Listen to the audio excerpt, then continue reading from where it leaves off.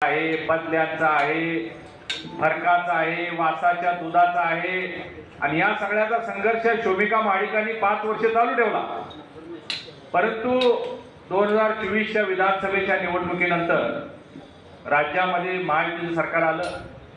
आपल्या सर्वांचे नेते सन्माननीय मुख्यमंत्री फडणवीस साहेब, उपमुख्यमंत्री दिवंगत कैलासवासी अजितदादा आणि उपमुख्यमंत्री एकनाथरावजी शिंदे यांनी एकत्रित निवडणूक लढवून महाराष्ट्राची सत्ता ताब्यामध्ये घेतली आणि त्याच्यानंतर होणाऱ्या प्रत्येक निवडणुकीमध्ये महायुतीहून आपण सामोरं जावं अशा पद्धतीच्या वरिष्ठांच्या सूचना आल्या. त्यानुसार सगळ्या निवडणुका झाल्या. 13 आपल्या नगरपालिकांच्या निवडणुका झाल्या, त्यापैकी 11 नगरपालिका आपल्या महायुतीच्या आल्या. महापालिकेची निवडणूक झाली, ऐतिहासिक विजय. भारतीय जनता पार्टीचे महापौर कोल्हापूर आणि इचलकरंजी दोन्ही ठिकाणी इतिहासात पहिल्यांदा आले. जिल्हा परिषदेची निवडणूक झाली, अभूतपूर्व यश. महायुती म्हणून जवळजवळ 51 सदस्य जिल्हा परिषदचे आपले आलेले आणि समान वाटा समान हिस्सा जिल्हा परिषदमध्ये सुद्धा सर्व पक्षांना मिळणार आहे.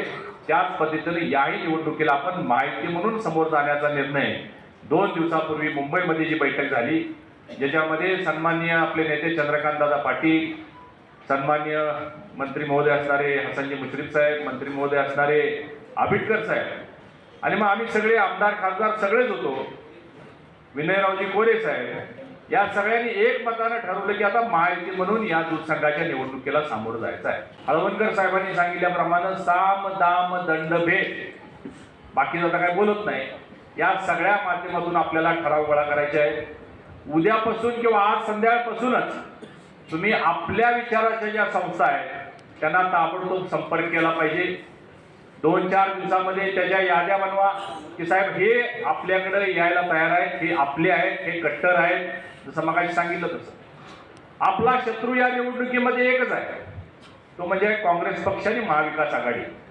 त्यामुळे सगळ्यात पहिलं त्यांच्या ठरावावर तुटून पडा तुम्ही, कारण त्यांची सत्ता येणार नाही आहे हे लोकांना माहिती आहे. त्यांचा एकही संचालक दूध संघामध्ये निवडून येणार नाही एवढं तर आपल्या सर्व दूध संस्था चालकांना समजतंय. त्यामुळं पहिलं आपण त्याच्यावर हात घातला पाहिजे, त्यांची समजूत काढली पाहिजे. बाबा आता तुम्ही प्रवाहाच्या विरोधात जाऊ नये. दुसरे 2-3 प्रकारचे लोक आहेत ज्याच्यामध्ये आता 1500 नवीन संस्था झालेले आहेत, ज्यांचं दूधच नाही आहे, त्यांनाही तुम्ही संपर्क करायला पाहिजे. आपण सुद्धा कमी नाही आहे. आपण या दूध संघाचं 25 वर्ष नेतृत्व केलेलं आहे.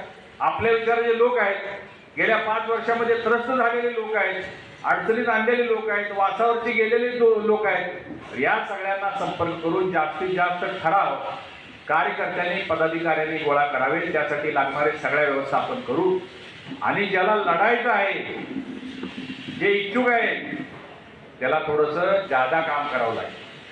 असं म्हणून चालणार नाही की मी लय प्रामाणिक आहे आणि माझ्याकडं काय आता ठराव नाही तरी पण मलाच तुम्ही संधी द्या, हे थोडंसं अडचणीच होईल. थोडे ठराव आपल्या बाजूने असणं गरजेचं आहे. त्यामुळे जे इच्छुक असतील त्यांनी थोडं जादाचं पळा, म्हणजे कार्यालयाकडनं काय व्यवस्था होणार आहे त्याच्यापेक्षा स्वतःच्या व्यवस्थेतून थोडंसं आपण थोडं पळा आणि मग त्याचा विचार नेते मंडळी करतील.